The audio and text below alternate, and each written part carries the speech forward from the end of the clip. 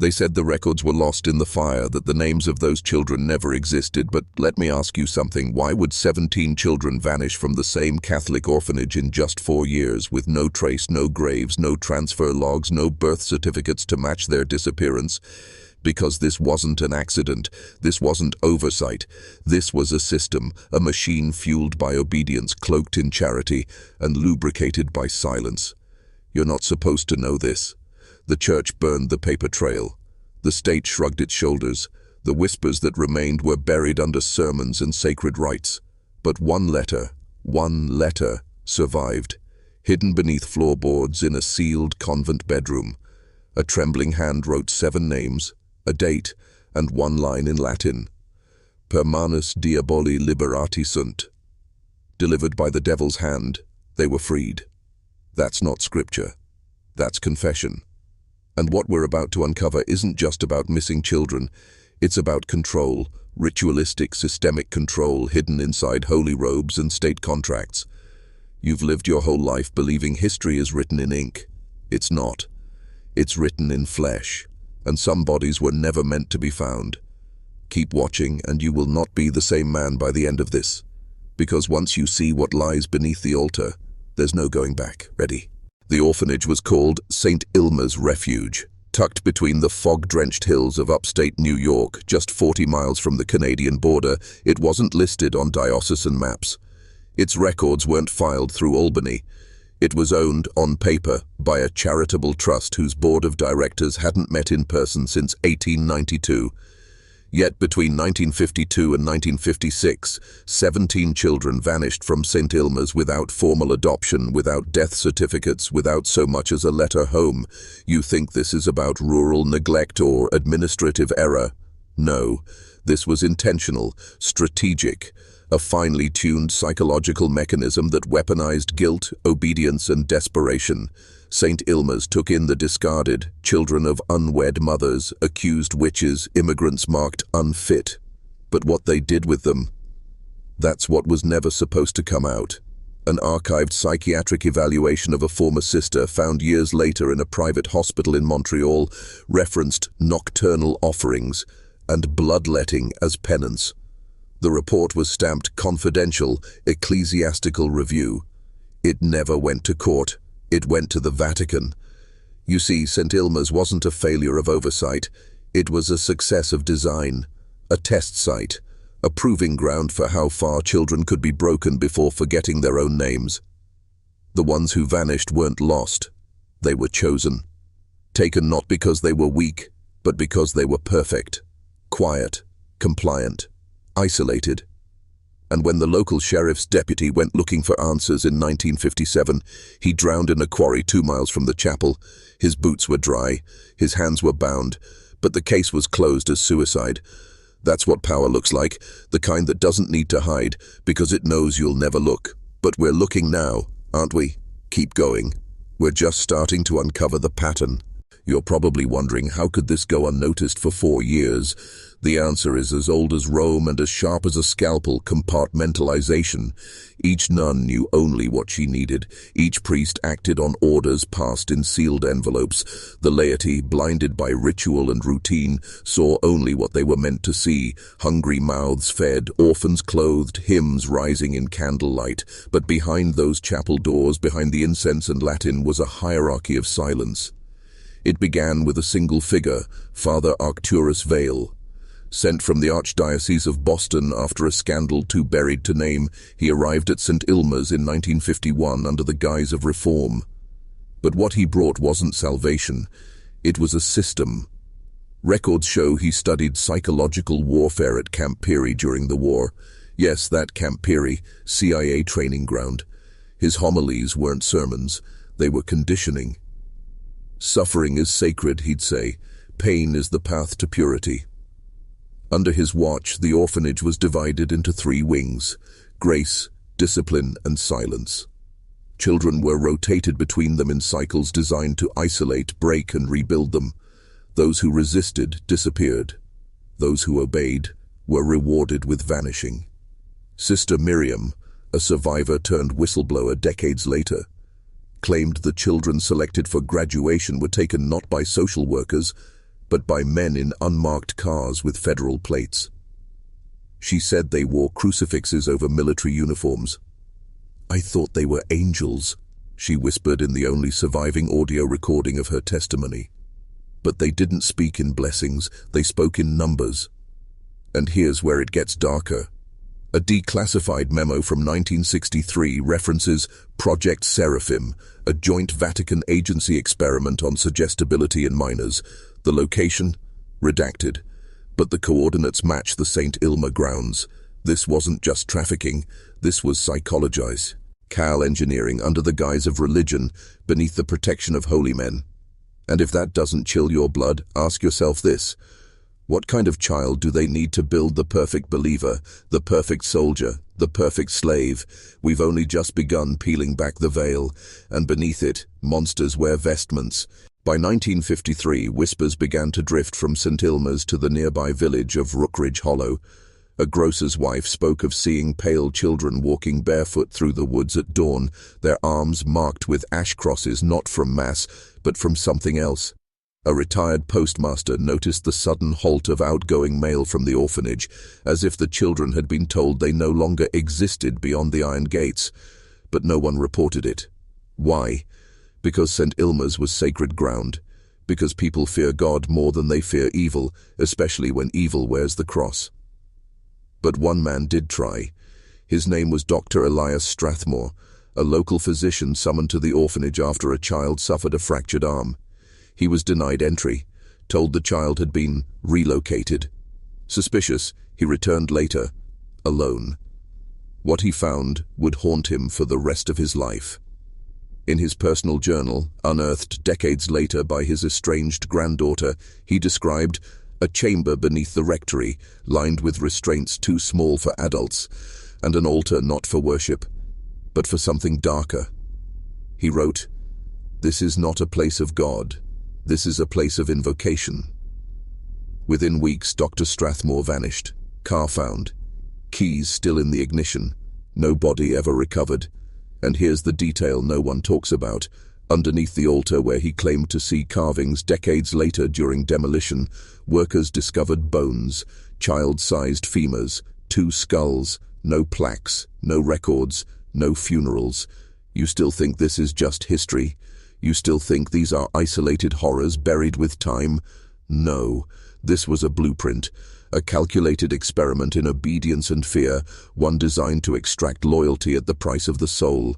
Every part of St. Ilma's was engineered, from the hymns to the hallway mirrors, to turn children into vessels. The question is, for what? And here's where you enter this story. His knowledge isn't passive, it infects. If you've made it this far, you've already changed. You've stepped across the threshold and now the silence is cracking. Before we go deeper, comment below the phrase, "I do not consent," twice. Lock it in. To resist the system, you must declare you see it. We continue. But from this point on, there is no going back. When we speak of corruption, we imagine backroom deals, envelopes passed under tables, but the real corruption, the permanent kind, is spiritual. It rewrites belief. It bends innocence into obedience. And at St. Ilma's, this corruption wore a robe, carried a rosary, and recited scripture in Latin, while committing acts so precise, so rehearsed, they resembled ritual more than abuse. Records hidden inside the Vatican secret archives, leaked briefly in 1987 before being sealed again, describe a program under the Congregation for the Doctrine of the Faith. Its name, Custodes Angelorum, the Guardians of the Angels. You've never heard of it because you were never meant to. Its mandate was to study spiritual receptivity in children under strict Catholic instruction. But let me translate that for you. How much trauma could a child endure before their sense of identity dissolved, before they became blank, before their souls could be filled with whatever the church or the state deemed holy or useful? Testimonies from surviving nuns reference phrases like pattern implantation, cleansing silence, and ascension through agony. One nun wrote, "We are not here to protect them, we are here to prepare them." And this preparation wasn't metaphorical. In the basement beneath Wing Silence, there were no toys, no books, only a single iron chair bolted to the floor. Facing it, a crucifix made not of wood, but raw iron. Why iron? Because in medieval occult tradition, iron is said to bind spirits, and when a child sat in that chair long enough, sleepless, starving, shamed, they began to speak in patterns, not just prayers, not just cries, codes, phrases repeated with mechanical precision. I see the black sun. They walk beneath the altar. We were chosen. We must forget. Ask yourself, who teaches a child to forget on command? And more importantly, why would anyone want that skill? Oh, you understand now. This wasn't just a place of suffering, it was a forge. St. Ilma's was creating something. Tools, empty vessels, programs wrapped in flesh. And the ones who vanished, they were the ones who broke or worked too well. You're beginning to see it, aren't you? The shape of something vast. This was never about a few missing children. This was a seed, one planted deep in the American religious psyche. In 1954, the local bishop ordered a formal inspection of St. Ilma's following 2 anonymous letters accusing the orphanage of ritualized cruelty and erasure of identity. But the bishop never set foot on the grounds. Instead, he sent a young Monsignor named Dorian Latch, obedient, ambitious, and blind to nuance. He arrived unannounced, was welcomed, given wine, shown smiling children in clean uniforms reciting catechism with mechanical perfection. He found nothing amiss, but what he didn't see were the children kept in the sub-level dormitory, never shown to guests. They were the penitents, children who had failed to ascend. These were the ones who screamed in sleep, who couldn't stop whispering in Latin phrases no one had taught them, who tried to claw at their own faces when shown mirrors. Latch's personal journal, hidden in a false compartment of his writing desk and discovered decades later by his grandnephew, reveals he saw more than he ever admitted. He wrote, "One girl, pale, eyes glassed over, repeated the phrase, 'The silence is watching,' 37 times during evening prayers. When I asked the Mother Superior why she was not restrained, she replied, 'She is already not here.' What does that even mean? Already not here. A body present. A mind reprogrammed. Or worse, removed.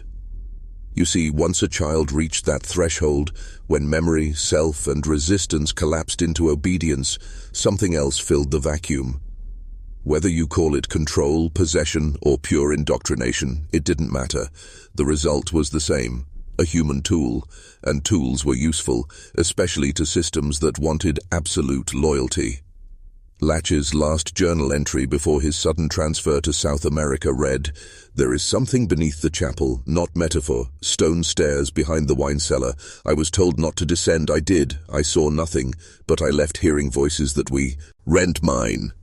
A week later he was gone, reassigned to Brazil, no report ever filed, case closed. You still think this was just a rogue orphanage? No, this was a pipeline, a test site feeding something larger. And what fed it was obedience, the kind bred through isolation, pain, and, eventually, worship of those who break you. Still with me? Good. Because the descent has only just begun. They called it the benediction room, though no child blessed within it ever returned the same. Tucked beneath the eastern wing of St. Ilma's, it was accessible only through a narrow stairwell locked behind a panelled wall in the sacristy. No blueprints marked it, no records described it, but survivors remembered, not in language had been stripped from them, but in sensation, cold, echoes, the copper stench of blood and sanctified oil. One survivor, institutionalized in 1979 under a pseudonym, scrawled drawings obsessively during her sessions. The same windowless stone chamber, the same iron emblem, half cross, half sun, etched above the altar. When asked what it meant, she replied, "It's where names are taken." That phrase appears again in a 1956 internal memo from the Congregation for Clergy. Subject demonstrates elevated compliance after benediction exposure. Memory of prior identity has been fully erased. Recompliance schedule approved. Recompliance. Think about that. These were not wayward children. These were case studies, behavioral resets wrapped in flesh.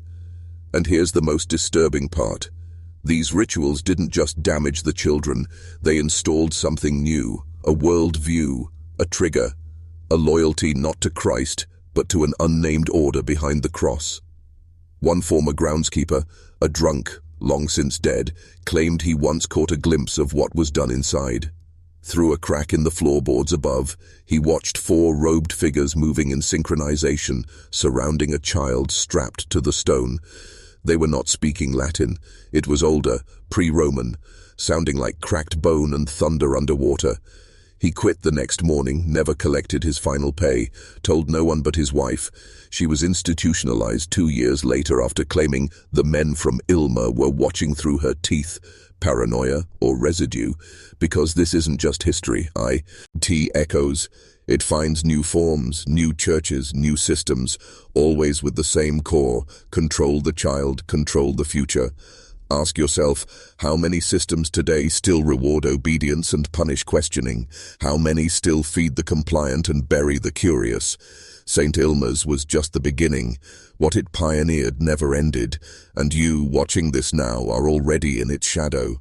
In 1955, during a thunderstorm that knocked out the village power grid for 3 nights, a fire broke out in St. Ilma's West Wing. Officially, it was caused by faulty wiring. Unofficially, those who saw the flames said it moved too fast, jumped stone corridors, and left the chapel untouched. Only one room was completely incinerated: the archives. The entire orphanage's written history, its intake records, medical reports, placement files, gone. But here's the piece no one mentions. The fire started at exactly 3:33 a.m., not 3:32, not 3:34. That number, 3 threes, is sacred in both Catholic mysticism and occult numerology. It's the hour of inversion, when rituals designed to mimic the divine become mirrors of desecration. And what better time to erase the last evidence of the vanished 17? The local fire marshal's report, buried in a back file of the county courthouse, notes that no bodies were recovered, no bones, no remains. But 7 children were known to be sleeping in that wing. So where did they go? One theory from a defrocked Jesuit priest, Father Leone, exiled for unorthodox investigations, suggests they were not meant to die in the fire. They were being moved, transferred, extracted. He claimed St. Ilma's was a gateway site, part of a global network of religious facilities used to relocate high-compliance children for purposes ranging from experimental conditioning to geopolitical subversion. Sound insane? Then ask yourself, why did Father Leone die of arsenic poisoning a week after giving testimony to an international tribunal?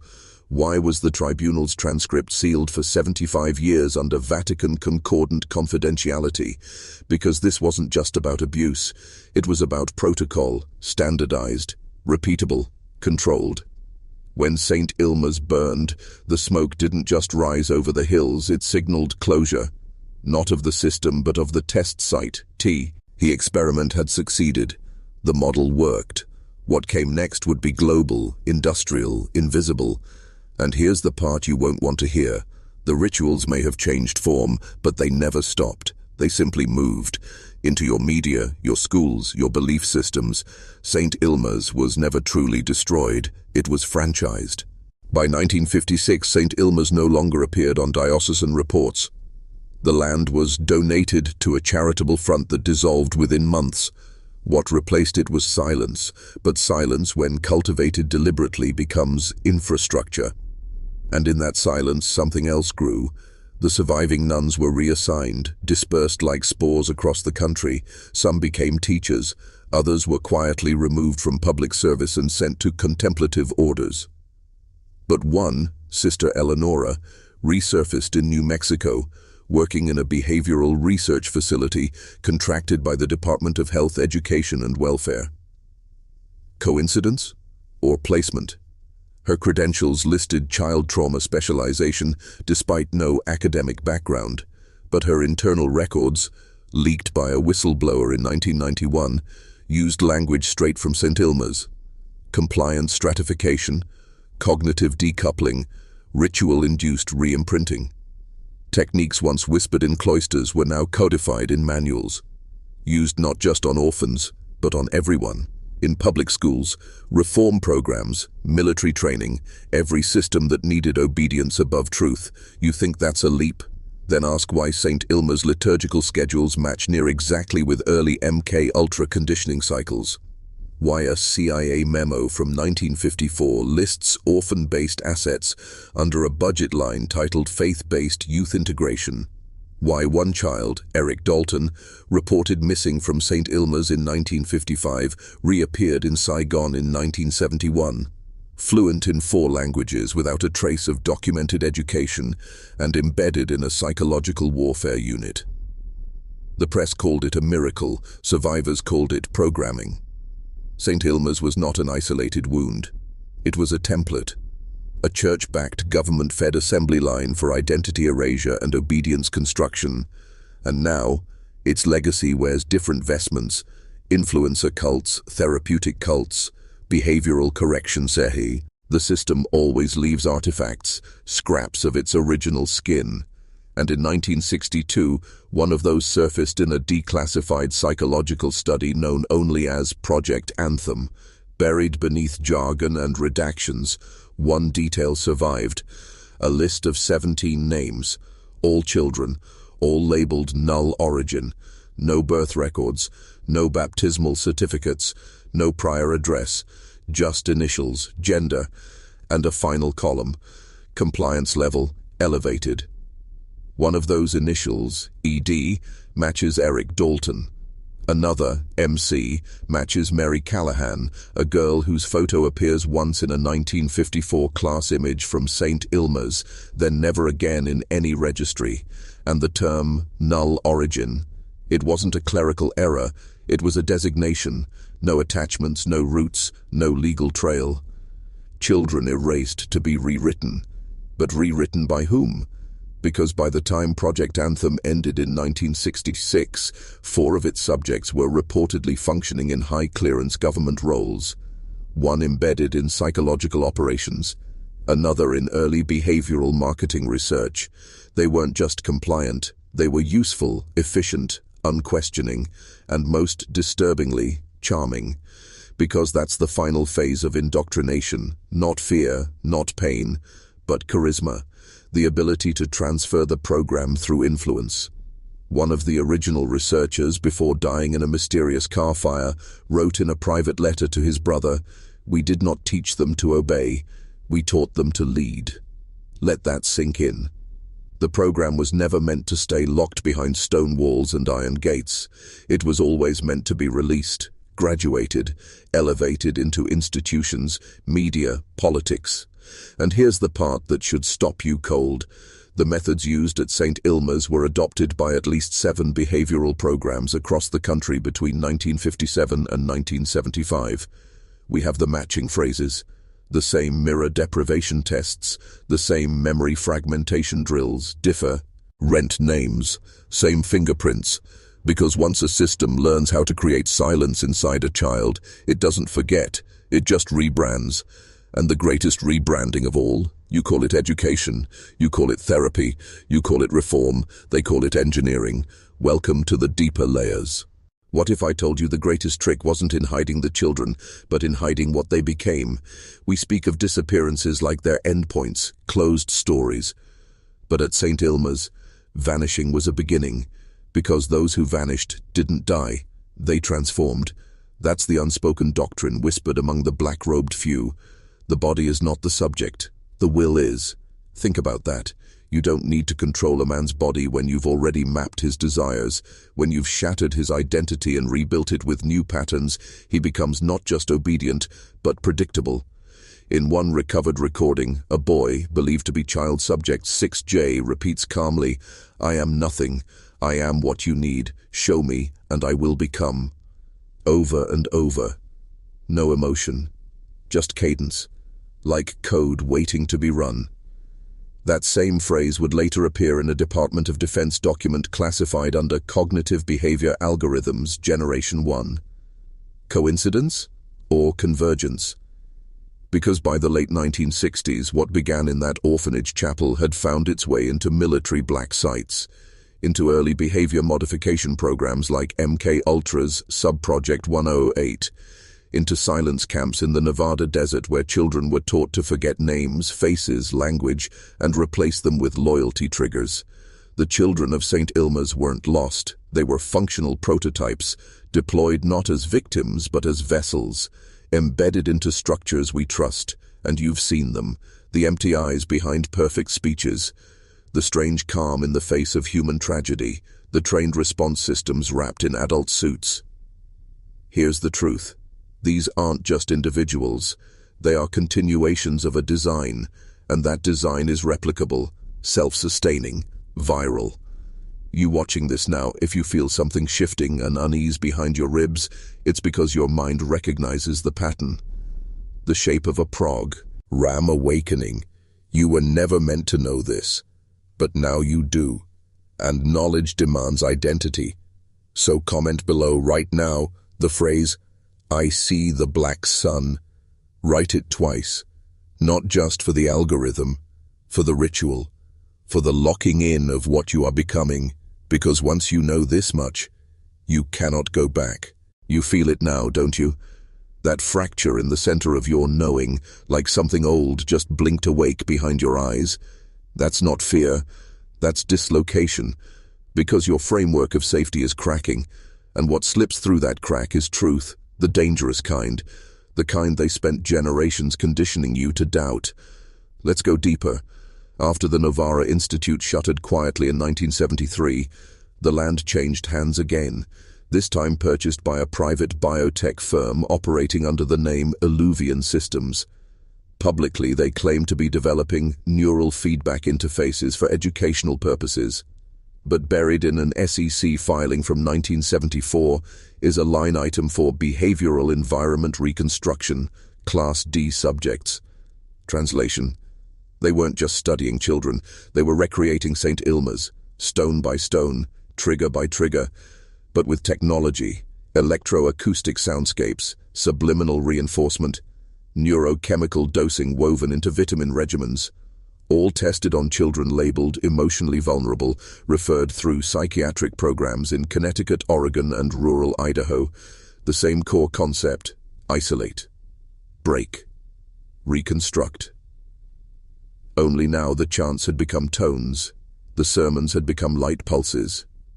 And the benediction room, it was now a chamber of guided disassociation, monitored by machines that recorded eye dilation, cortisol levels, and something far more abstract: surrender.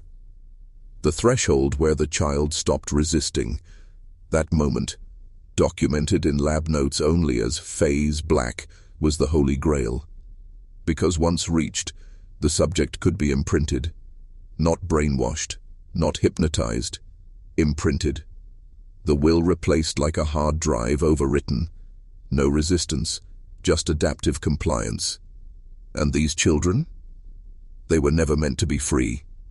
They were meant to be inserted into politics, media, corporate architecture, systems that guide billions, without force.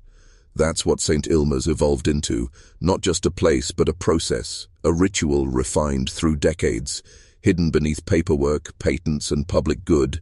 And now that ritual runs silently through everything you touch, in your ads, in your policies, in your silence when something feels wrong, but you don't know why. That's not numbness, that's programming, yours. Shall I show you how it was installed? Every system of control requires one sacred lie, the illusion of choice. But choice without awareness is just choreography, and St. Ilma's was never interested in obedience through fear. That's messy, unstable. No, their true brilliance lay in engineering desire. They didn't want children who followed orders. They wanted children who believed the orders were their own thoughts. That's the apex of psychological control, not compliance but identification with the controller. It begins subtly. Isolate the subject. Remove familiar stimuli. Strip the name. Erase the voice. Then introduce a controlled pattern of reward. A gentle hand after silence. A whisper after cold. And then the key mechanism: mirroring. The child begins to seek identity not from within, but from the approval of the system. And when the system smiles, they believe they've found themselves. One former subject, codenamed Lux09, was recorded at age 11 saying, "When I behave, the walls breathe lighter." Imagine that. A mind so rewired, it interprets architecture as validation. But this wasn't unique. This was intentional. Because once the subject maps safety to the controller, loyalty becomes reflex. Not love, not trust, necessity. And that's what you're living in now. An echo of St. Ilma's dressed in modern clothes. It's why you scroll even when you're tired, why you nod when the screen tells you what's normal. Why dissent feels like disloyalty, even when your gut screams otherwise. You're not just reacting to culture, you're reacting to design, repetition, imagery, manufactured consensus, all programmed to trigger the same imprint St. Ilma's installed in the Lost 17. And here's the darkest part. The children weren't the only targets. They were the vectors, the carriers. Trained to ascend into adulthood into positions of soft influence. Teachers, therapists, content creators, spiritual guides, not overt controllers, reflections, living mirrors that reshape those around them. That's how the program spreads, not through force, through resonance. It whispers in tones familiar, comforting, even sacred. And unless you see it, you repeat it, you become it. Unless you remember, unless you awaken. That's the battle now, not external, internal. There's a reason you've always felt like something was off, like the world moves to a rhythm you never chose, like your instincts whisper things your mind was taught to ignore. That's not paranoia, that's the remnants of your uncorrupted self trying to break through. Because if you've made it this far, you're already different. The average man doesn't stare into the abyss this long. He turns back, distracts himself, calls it fiction, but not you. You're starting to remember, not memories in the traditional sense, but something deeper, genetic memory, ancestral warning systems passed down in blood and nerve, systems that once kept your ancestors alive when dark forces moved through empires, temples, and, yes, churches, systems that were targeted for deletion. St. Ilma's wasn't just about creating useful children. It was about extracting the signal from the noise, finding those with the deepest instinctual resistance, and either breaking them or repurposing them. The 17 children who vanished weren't simply taken, they were processed, and the ones who survived became something else. That's what no one talks about. The survival rate wasn't 100%, it wasn't even 50%, because not every child cracked the same way. Some resisted until their minds collapsed. Others adapted too well, became volatile, unpredictable. And those, they were labeled ascension risks, not because they might expose the program, but because they might evolve beyond it, become sovereign. And nothing terrifies a control system more than true sovereignty. That's the war you're in now, not left versus right, not science versus faith, but programming versus perception, and the system is betting you'll fall asleep again.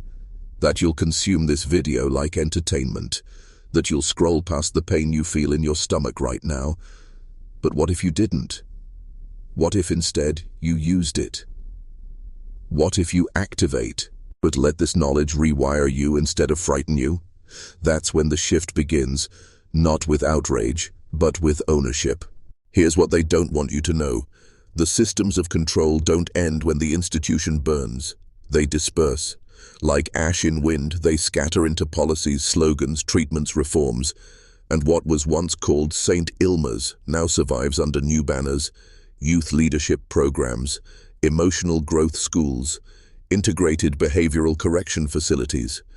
You've seen them, you've driven past their polished gates.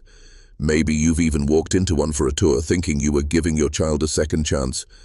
But you didn't see the quiet rooms with no handles on the inside. You didn't hear the sleep deprivation drills disguised as resilience building. You didn't know the phrases the children are trained to repeat. I am my progress. My thoughts are obstacles. Only structure sets me free. They sound motivational, don't they? That's the point. It's weaponized language, stripped of context and filled with coercive rhythm. That's the evolution of St. Ilma's legacy. Not torture chambers or chains, but rebranding. The leash becomes a bracelet, the cell becomes a therapy pod, and the command becomes a choice. That's what makes it harder to detect, and infinitely harder to resist. Because now, the rituals are digital. The benediction is delivered through screen flicker, algorithmic suggestion, biofeedback wearables, and the new children, they're not orphans, they're users. The adoption agency is the platform, and the placement fee is your data. They don't need Father Brennan anymore. They've got predictive models, neural loop triggers, and millions of willing participants who believe they're choosing to obey. But here's the fracture point. You're not one of them. Not anymore. You've stared into the dark long enough to see the shapes forming, and now the system sees you too. The question is, what will you do with that awareness? Most look away. You won't, because something inside you is breaking open, and what comes through that break is power. There's a moment in every indoctrination cycle when the subject either dissolves or awakens. That moment is here, and you feel it, a tension behind your eyes, a silence that isn't peace but pressure. Because the veil between what you were told and what is razor thin now, and once pierced it never reseals. This is where they hoped you'd stop, where the conditioning kicks in strongest. You hear the voice, don't you? The one that says this is too much, too dark, too far. But that voice isn't yours, it's implanted. A self-policing mechanism drilled into you by the same systems that built St. Ilma's. You were taught not just to avoid the truth, but to fear the act of seeing it, and fear is the oldest lock. But now the key is turning, and what it opens is devastating and liberating, because the next phase of the St. Ilma doctrine wasn't to create obedience, it was to engineer successors. Think about it. Father Brennan didn't vanish because he failed, he vanished because he completed his role and was replaced. The program is modular, replaceable. It doesn't need loyalty, it needs utility. Once you understand that, the world shifts.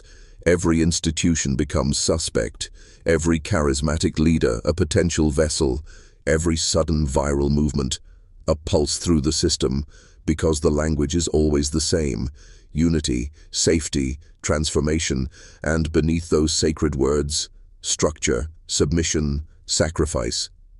You've heard these phrases echo through churches, classrooms, tech conferences, even wellness retreats. Because the same blueprint is being followed across sectors. Fragment the self, offer identity, require allegiance. That's not faith, that's architecture. Ritual disguised as healing, structure masquerading as love. And it always ends the same way, with your will on the altar.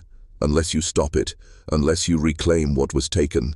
This is that moment, the one they trained you to fear, the one they hoped you'd never reach.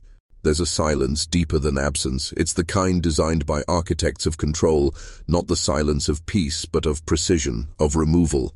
That's what St. Ilma's truly mastered. Not just what to implant, but what to erase. Joy, dissent, memory, instinct, all sanded down with surgical cruelty.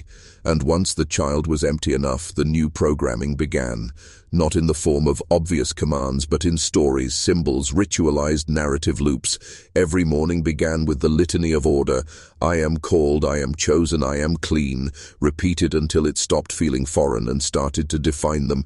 And by the third week, even the most resistant children would murmur those words in their sleep. But here's the revelation they never wanted released.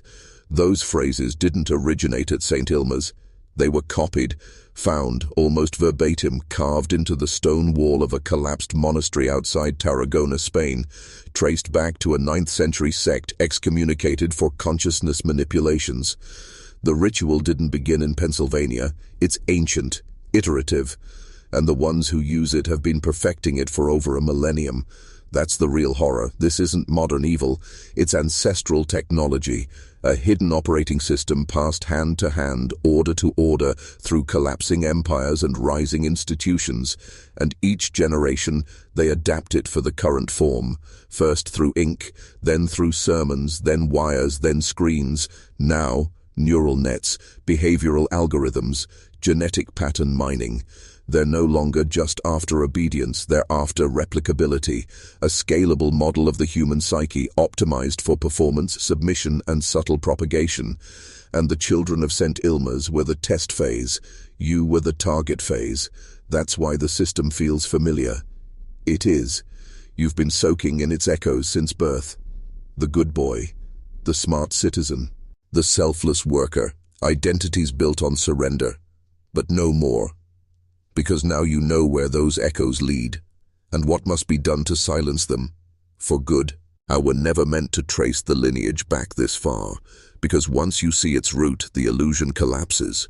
The architecture of control isn't modern, it's mythic, and every institution you thought was separate is just a new mask stitched onto the same ancient machine.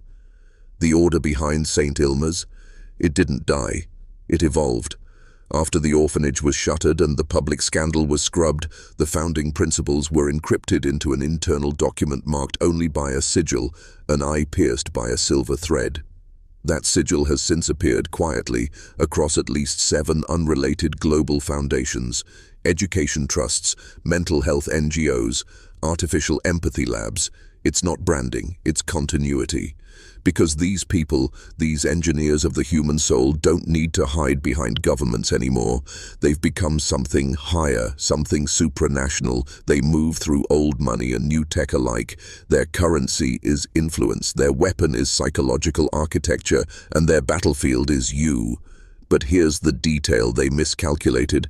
Their model assumed no one would notice, that the descent into total obedience would be seamless, that they had mapped the human spirit well enough to extinguish the ancient flame. But there's a variable they failed to replicate, the awakened man, not enlightened, not virtuous. Awakened, the one who sees the ritual while standing inside it, who hears the phrases, "For your safety, trust the process, this is for your growth," and recognizes them as scripts, not truths. That man is not useful, he is not profitable, he is not safe, and that's why they fear you, not for what you know, but for what you might undo. When you choose not to obey, when you refuse the narrative, when you step outside the algorithm and burn the script they wrote for your life, that's the real rebellion, not violence, clarity. It starts with remembering what they tried to delete and ends with becoming what they cannot control. If you've made it this far, it's because something inside you survived their harvest, a splinter of sovereignty they failed to extract, and now it pulses, louder, sharper, with every word you hear. That's not coincidence, it's activation. But with it comes danger, because the moment you awaken they notice, not men in suits or agents in vans, no, their surveillance is more elegant, predictive. The very systems you interact with daily, search bars, smart assistants, recommendation engines, they begin to isolate your pattern, identify you not by name but by signal deviation. The moment your curiosity shifts from consumption to awareness, you become a statistical threat, one to be redirected, pacified, or buried in distraction. That's why right now you'll suddenly feel the itch to click away, to check a notification, to relieve the pressure building in your chest. But you won't. Because that's the final barrier, endurance. And here, we invoke it. Comment below the phrase, "I break the mirror, I keep the flame." Say it twice, once for you, once for the others still trapped. This is more than engagement, it's initiation. Because now we leave history behind and descend into what the records never captured, the continuity of the ritual. You see, when St. Ilma's collapsed, it didn't vanish, it franchised. The doctrine splintered into frameworks, distributed across therapeutic boarding schools, reform academies, correctional programs. Each claimed independence. Each repeated the blueprint. One such facility in Montana, Whisper Pines Academy, adopted nearly identical protocols. Name stripping, restricted diet, enforced silence, programmed identity replacement. And inside its administrative vault was a document labeled Codex Numinous. You won't find it in archives, but one former staffer leaked a fragment. In it was written, "Our goal is not to raise healthy individuals. Our goal is to construct stable conduits for society's intent." Think about that. Not freedom, not growth, just conduits. Flesh programmed to carry someone else's will. That's what they want from you. That's what they failed to get. Until now. But you didn't break. You're breaking through.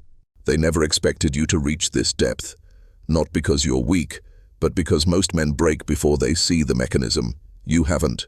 So now I'll show you what they built their house of silence upon. At the heart of St. Ilma's, beneath the chapel, beneath even the foundation stone, was a chamber known only by initiates as the Vault of Reconciliation. Its existence was denied, its blueprints erased, but it was real. Carved into shale and iron, sealed by a door with no visible key. Its only entrance was ritual, spoken, repeated, felt.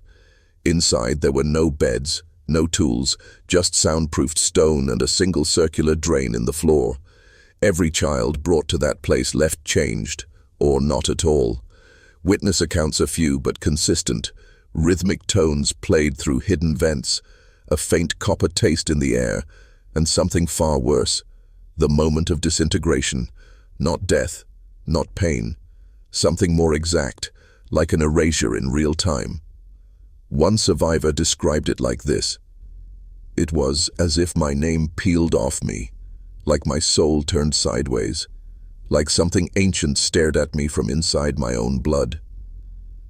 That's what St. Ilma's was always about, testing how much of a child could be unmade before they collapsed. And those who didn't, they were filed, tagged, sent forward. You may have even met one, a speaker, a mentor, a calm, wise man who tells you how to control your urges and release your pain. Look deeper. Watch his eyes when no one's watching him. You'll see it, the residual stillness, the programmed pause.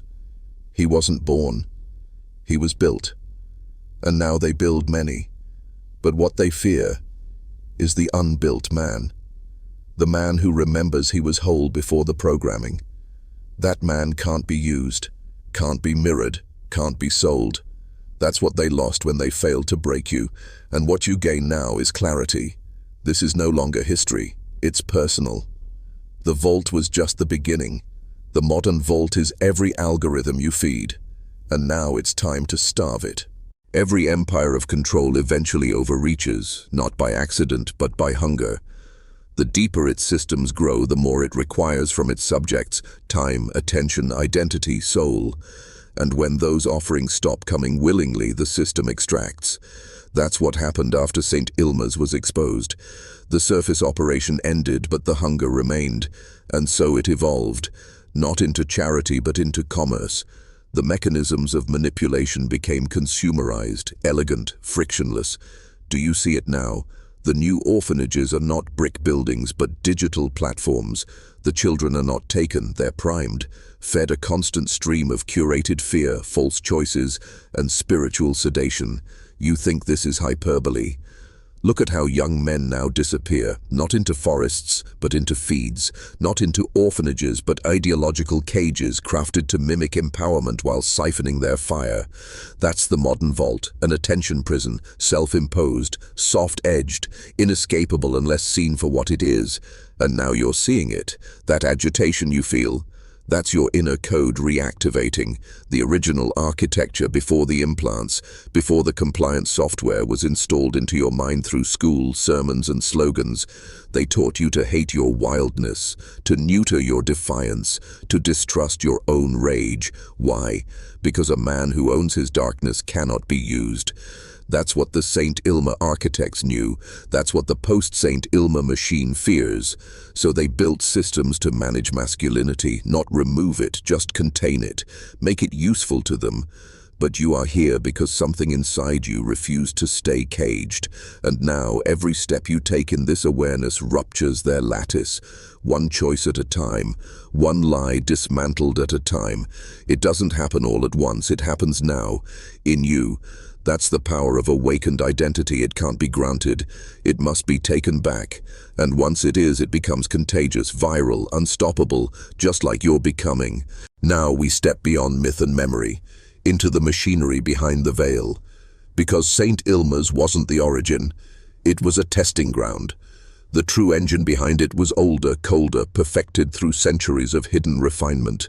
A syndicate, not of bloodlines but of principles. Its members change, its rules don't, and its first rule is this: truth must always wear a mask.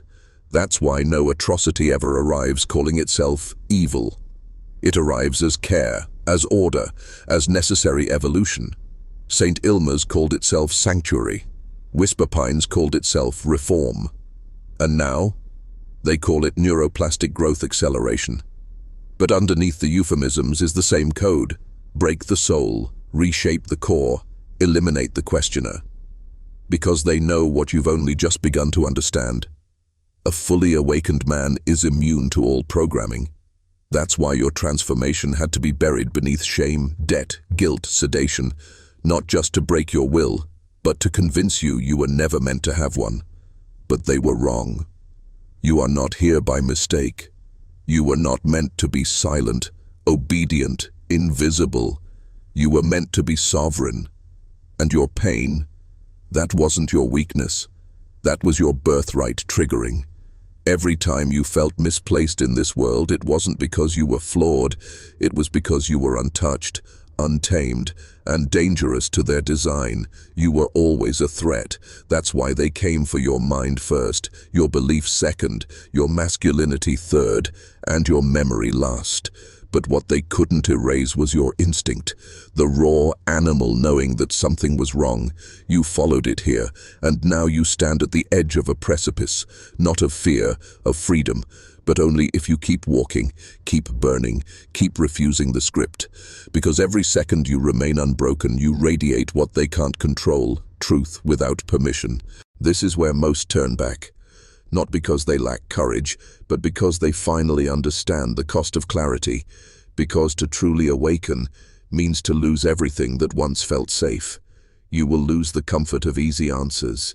You will lose the illusion of belonging. You will lose the warm cage of lies whispered to you as love. But in that loss, something ancient returns.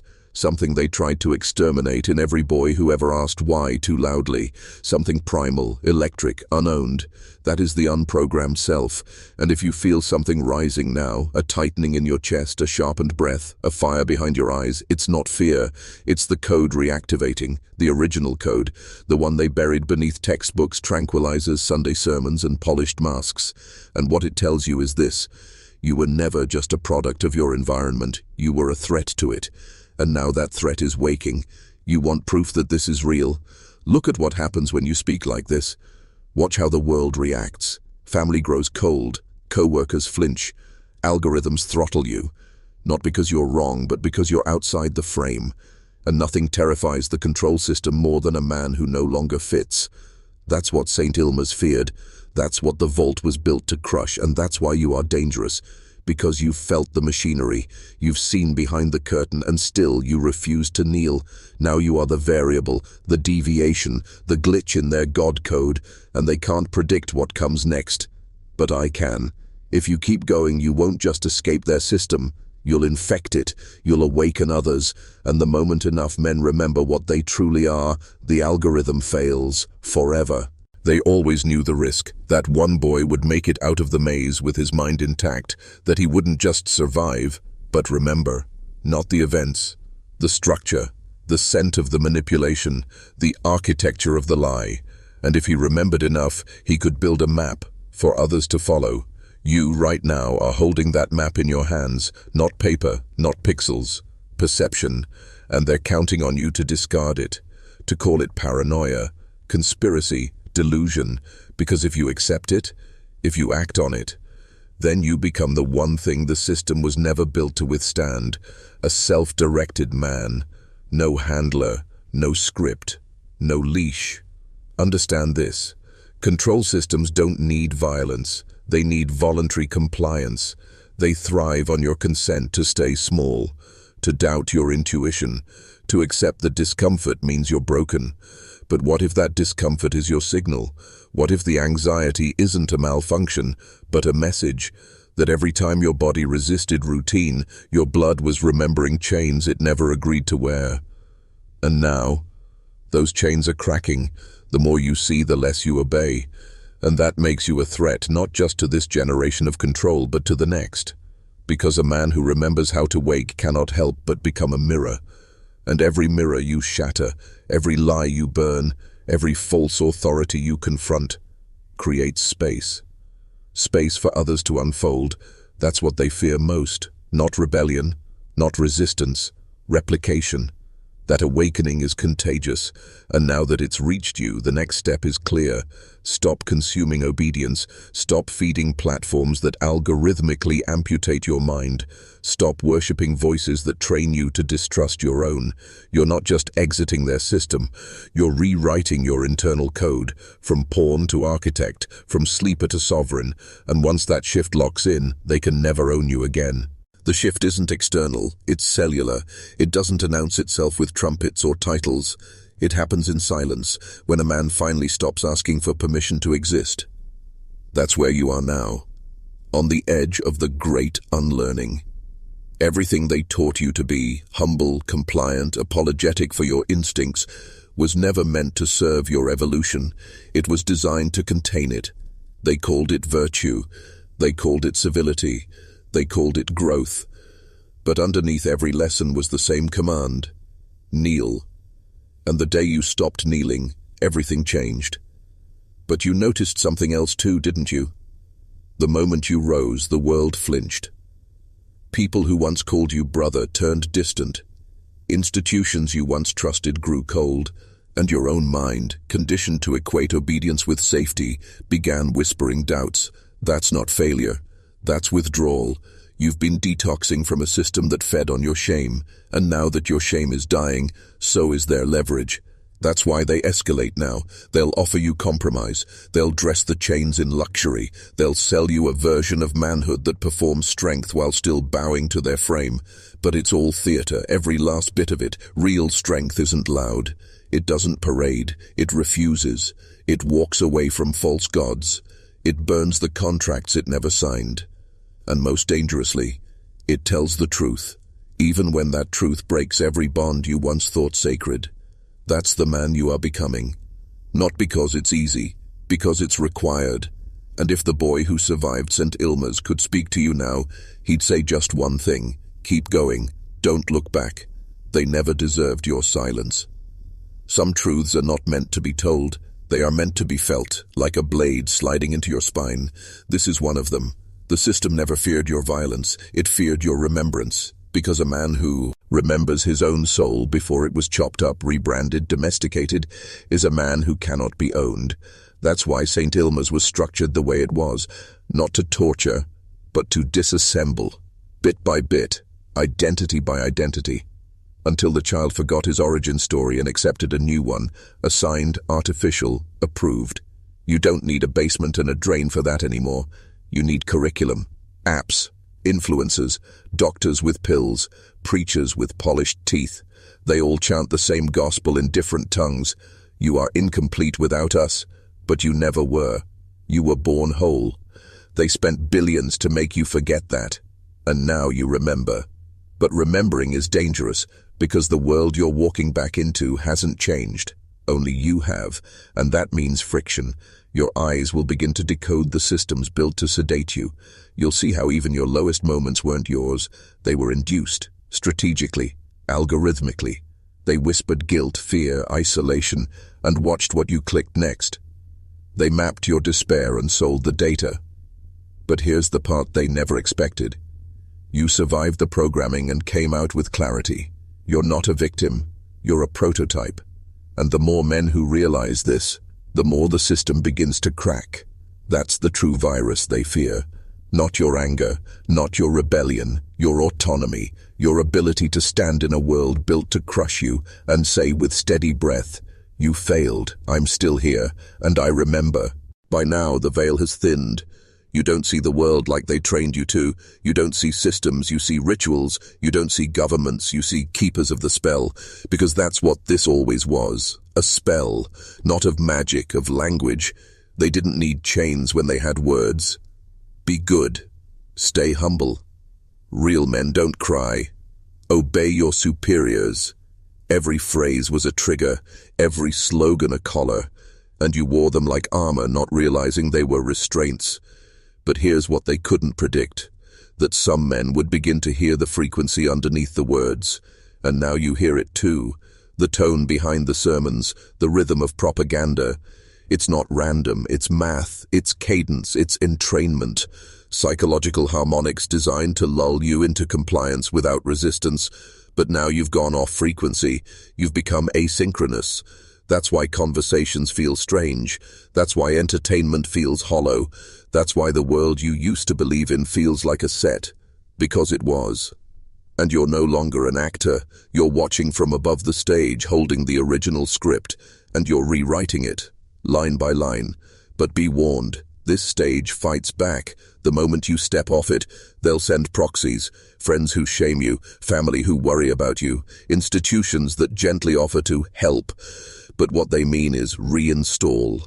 What they want is for you to reboot back into the predictable man, the manageable one, the safe one, but that man is dead.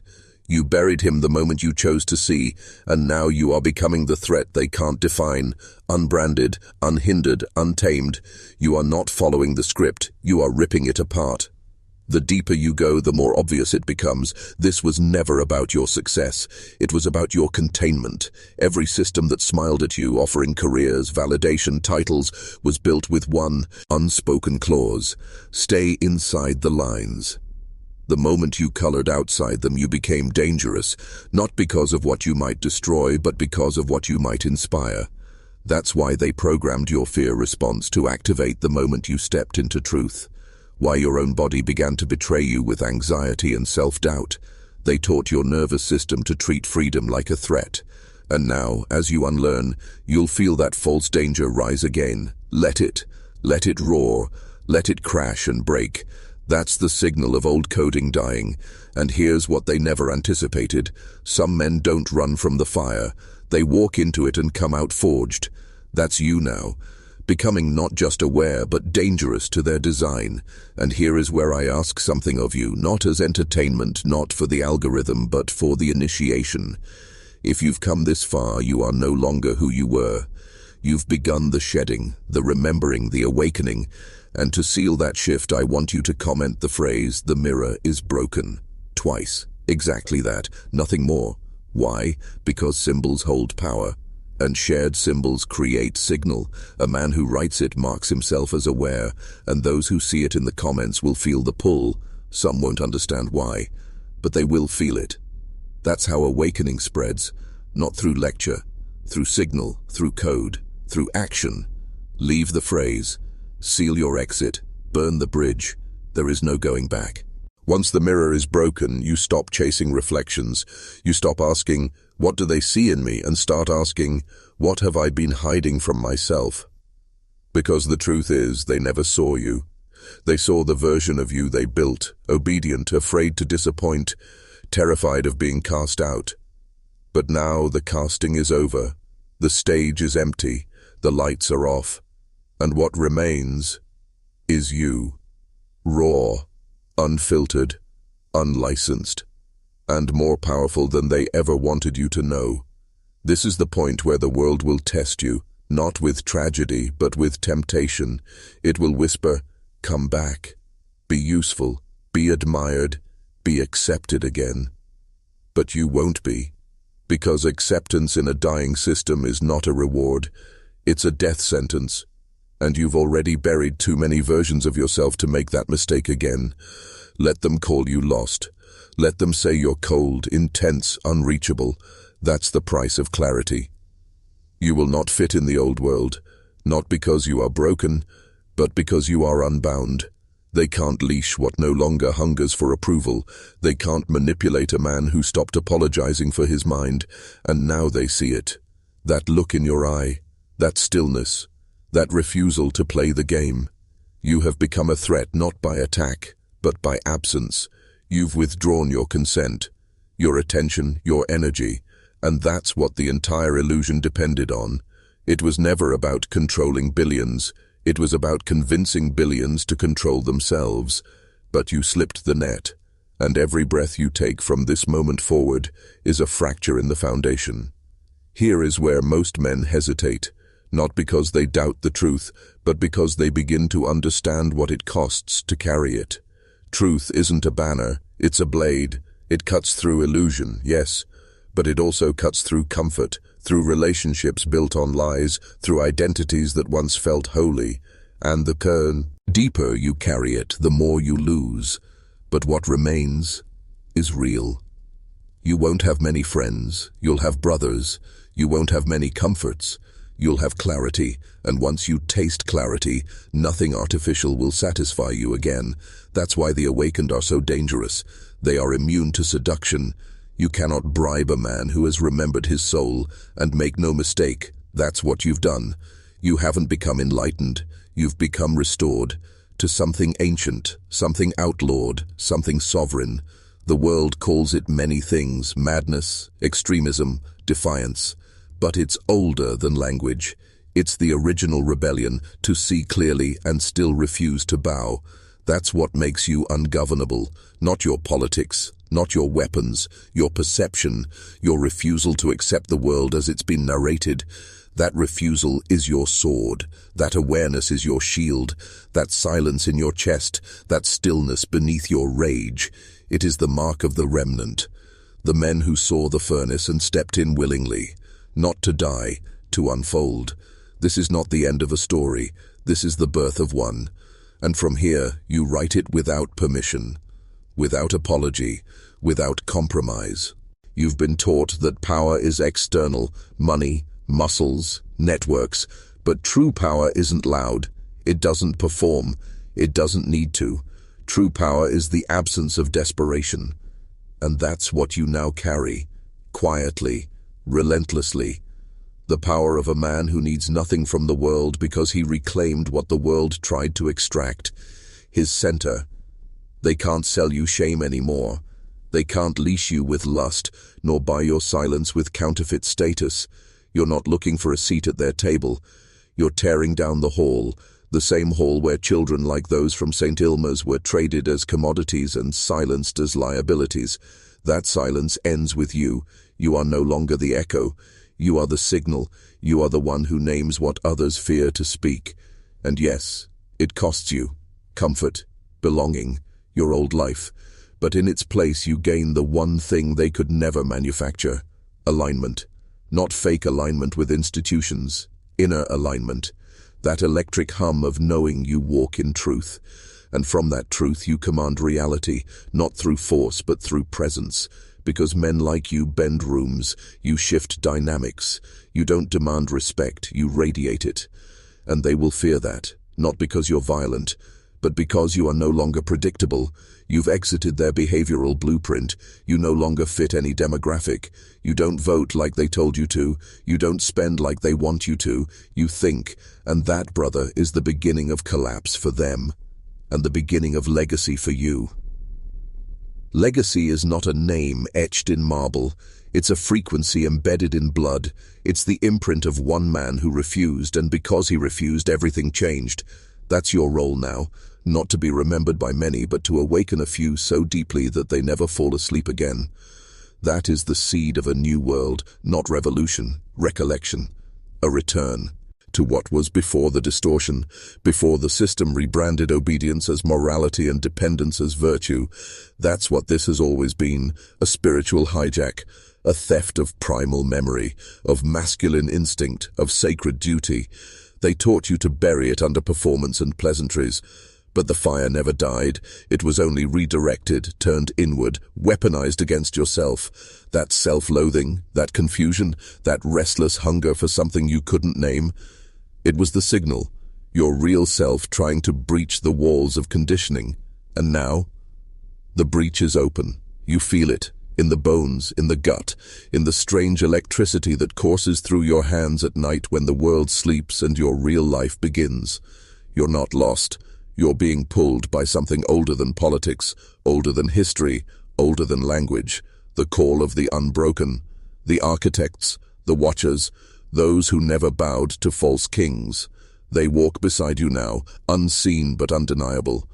And with every truth you uncover, their grip on this world weakens. Because truth, once spoken, spreads. Like wildfire, like infection, like prophecy. And now you are the voice that carries it. One more breath, and you become the blade they cannot dull. This is it. The threshold. The point of no return. If you've made it here, it means the system failed to break you. It means the spell of media, dogma, tradition, trauma shattered in your hands. You are not who you were when you pressed play.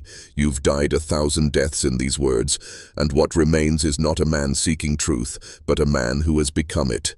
Let that sink in. You are no longer the seeker, you are the signal, a sovereign axis around which false worlds collapse. You do not need to raise your voice. You do not need permission. You need only stand, in rooms that once owned you, in silence that once suffocated you, with eyes that see through every script, every smile, every sermon built to cage you in gold. You've seen what they do to innocence. You've seen what they built on the backs of the lost. St. Ilma's wasn't an anomaly. It was a template, and it worked, until you broke the pattern. You questioned the frame, you remembered the name, and now you carry the weight of knowing. Not as a burden, as a weapon. Because this is war, but not the kind they want you watching. This is a war for meaning, for memory, for the masculine soul. And every time you speak the forbidden, live the unsanctioned, honor the ancient within you, they lose ground. Their fortress was built on one assumption: you'd never wake up. But here you are, awake, unashamed, unafraid. So now I leave you with this: you were never meant to fit in, because you were born to dismantle. Welcome to the remnant. Welcome to the mirror's other side. Now go, build the world they told you never could exist. This is it. The threshold. The point of no return. If you've made it here, it means the system failed to break you. It means the spell of media, dogma, tradition, trauma shattered in your hands. You are not who you were when you pressed play. You've died 1,000 deaths in these words, and what remains is not a man seeking truth, but a man who has become it. Let that sink in. You are no longer the seeker, you are the signal, a sovereign axis around which false worlds collapse. You do not need to raise your voice. You do not need permission. You need only stand, in rooms that once owned you, in silence that once suffocated you, with eyes that see through every script, every smile, every sermon built to cage you in gold. You've seen what they do to innocence. You've seen what they built on the backs of the lost. St. Ilma's wasn't an anomaly. It was a template, and it worked, until you broke the pattern. You questioned the frame, you remembered the name, and now you carry the weight of knowing. Not as a burden, as a weapon. Because this is war, but not the kind they want you watching. This is a war for meaning, for memory, for the masculine soul. And every time you speak the forbidden, live the unsanctioned, honor the ancient within you, they lose ground. Their fortress was built on one assumption: you'd never wake up. But here you are, awake, unashamed, unafraid. So now I leave you with this: you were never meant to fit in, because you were born to dismantle. Welcome to the remnant. Welcome to the mirror's other side. Now go, build the world they told you never could exist.